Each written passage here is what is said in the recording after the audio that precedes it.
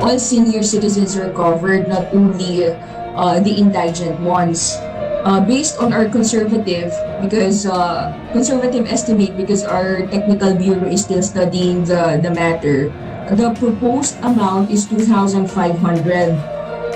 If all senior citizens will be provided with a 2,500 pension, the conservative estimate at this point is 230 billion, Mr. Chair. Universal Social Pension para sa ating mga mahal na senior citizen, aprobado na. Kung bago ka lang po sa channel ko, paki-like po ang video na ito at paki-subscribe na rin po ang aking munting channel bilang suporta mo po sa mga susunod ko pa na mga videos.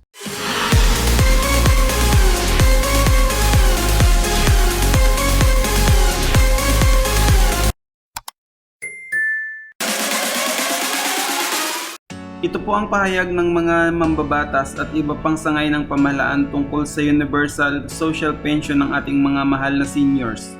Pakinggan po natin. Good afternoon, ma'am. You may proceed. Thank you, Mr. Chair. My name is Nihal Abdul-Rauf from the BBM Budget Information Legislative Service.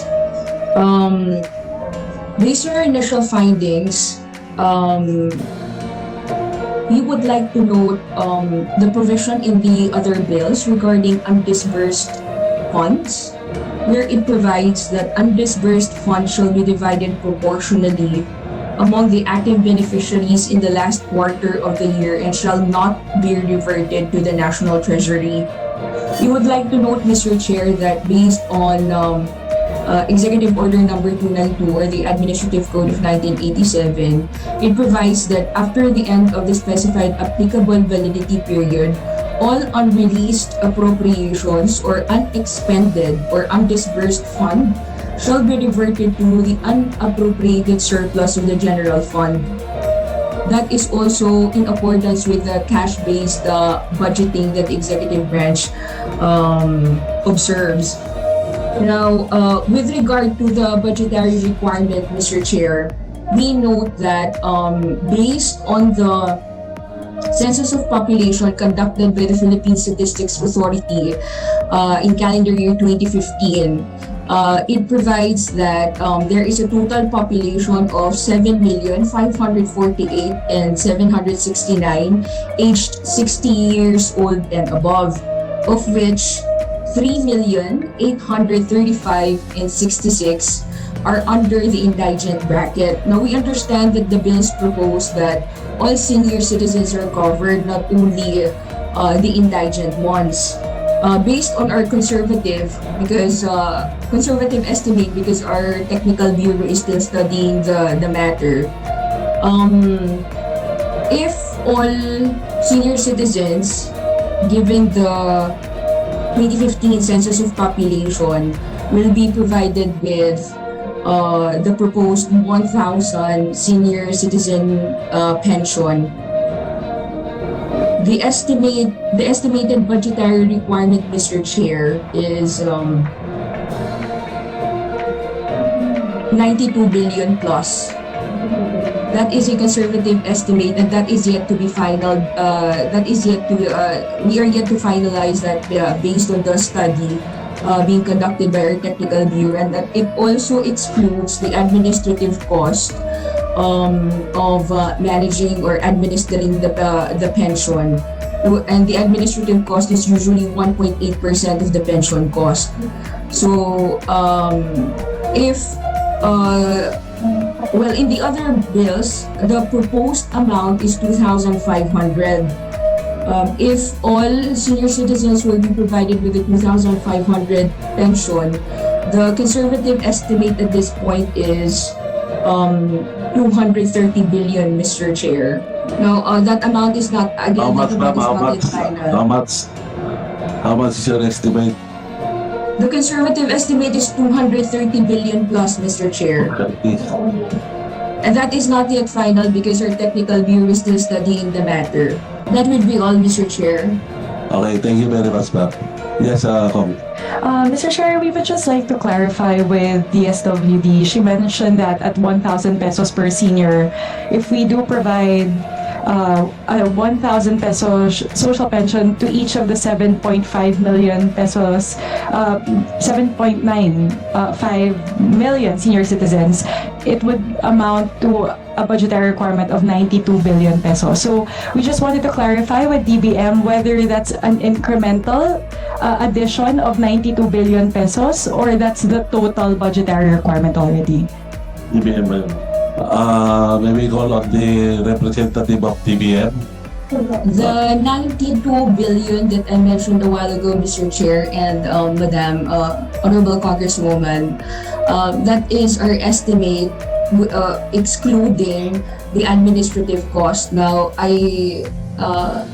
perhaps the DSWD can clarify how did they come up with the 92 billion, but the 92 billion I mentioned excludes the administrative cost required in managing or administering the pension. So that is yet to increase, Madam Honorable Congresswoman.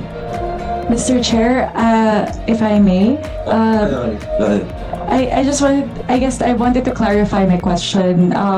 We do understand that the 92 billion pesos already still excludes the 1.8% administrative cost. However, I wanted to ask, because it was already mentioned that 3.8 million senior citizens are already receiving the social pension. So the 92 billion pesos that is being mentioned, is that the additional cost that would be incurred if we make the social pension universal, or that's already the total budgetary requirement covering all 7.5 million senior citizens? So I guess doing a quick math, right? So is it an additional cost of 92 billion pesos or roughly half, which is 46 billion pesos to make the social pension universal?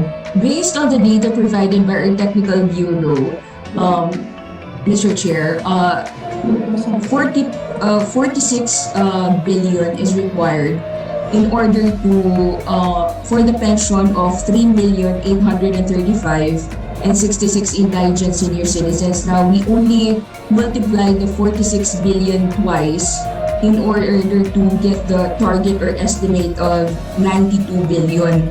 That's how we got the 92 billion estimate. However, that is not yet final.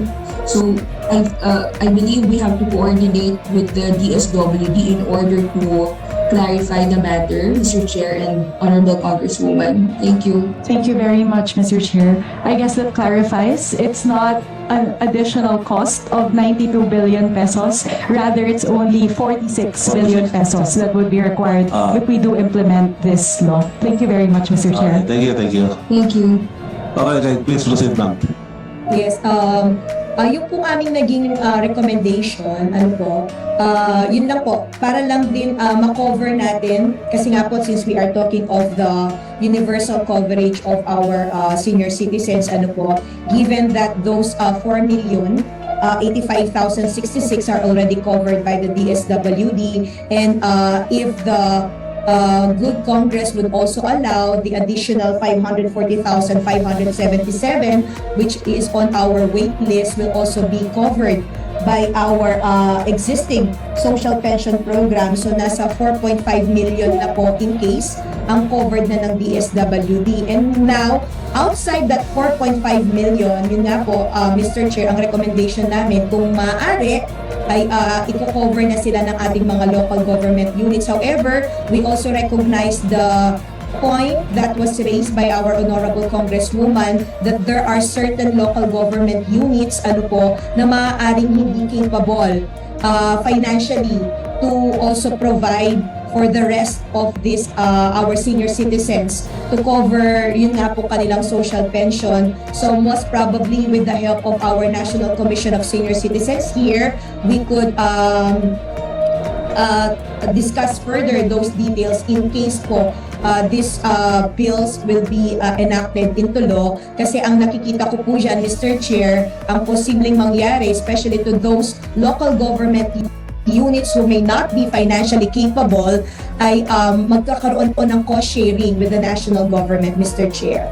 I'm Attorney Maria Victoria Marcel Carong of the SSS Legislative Affairs Department.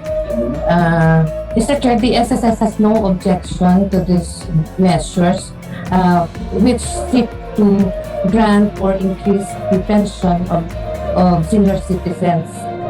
In the SSS, we have different kinds of pensioners. We have the Social Security or SS pensioners, which include those receiving retirement pension, death benefit pension, disability pension. We also have the employees compensation or EC pensioners, because the SSS also administers the EC fund. Mr. Chair, we have prepared our position paper, which we have submitted to the office of our President and CEO, Michael Chirifino. And we will submit the same as soon as it is approved by the President and the Social Security Commission and signed by the DOF Secretary, Benjamin Jokno, who is the chairperson of the Social Security Commission. Thank you, Mr. Chair. Thank you very much. Now we call on GSIS. Mayong hapon kanatong tanan. I'm Attorney Giovanni Lee Marin of the GSIS Legislative Liaison. Good afternoon po. Thank you so much, Honorable Chair, and the members of the Special Committee for inviting us in this afternoon's hearing. Like our previous comments and position, we fully support the legislative measures that will grant a universal pension for elder citizens, increase further the current social monthly pension. Upon initial review, we find that the proposed bills does not affect the GSS pension fund because it is funded by the national government. If we may share, Mr. Chair and members of this committee, those entitled to receive old age pension are GSIS members who retired under existing retirement laws and who are at least 60 years at the time of retirement with a total length of service not lower than 15 years. Briefly, we would also like to share the benefits and privileges of old age pensioners, which is the basic monthly pension of a minimum of 5,000, Christmas cash gift, and an annual increase subject to the maximum limit approved by the board. And if you have been updated, we have this called milestone benefit, 20,000 on the 90th birthday of our senior citizens, 30,000 on their 95th birthday, and 50,000 on their 100th birthday. Lastly, we have the funeral benefit of 30,000, survivorship benefit for their legal spouse and minor children. Subject to eligibility application and approval, they are also entitled to pension loan and pension emergency loan. Once again, we support all bills that would benefit our senior citizens. Thank you for inviting GSS. Maraming salamat po. Thank you very much. From the Liga ng OSCA-Heads ng Pilipinas and on my own as the OSCA Head of LGU Was Albay Region 5 and as President of the Liga ng OSCA Heads for the province of Albay, may I manifest my sincerest gratitude and strong support for the immediate passage of all the bills that were presented and proposed by our very more generous congressman. Mahal ang niya kami ng mga matatanda. We really appreciate so much, most especially on the passage on the bills on the universal pension. And it will really improve and promote the well-being financially, economically of the lives of our senior citizens. May I have some on the DSWD, sir, about the recommendation that the funding or the increase in the social pensioners that it should be absorbed by the LGUs. I think some or many of the LGUs are not capable to handle the program like ours.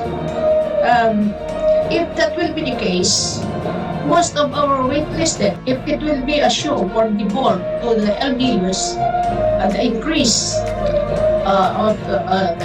in the social pensioners, many or our waitlisted in our LGU will be left out because we cannot afford it. I know that because I work with and I'm aware of the financial status or incapability of the LGU here. Especially here in Albay, not all of us are really, not all the LGUs here are in the program. But we really appreciate, I really appreciate, and I think all of our senior citizens will be very happy about the program or the proposal to increase the social pension to 2,500 pesos. Okay? The elderly lives will only be financially or productive, will be productive and meaningful if they are socially and financially secured, economically secured. So, may I thank again numerous authors on the universal pension and in the increase of the social pension amount. Kung nakatulong po sa inyo ang ginawa kong video, huwag niyo pong kalimutang i-subscribe yung channel ko. Salamat po.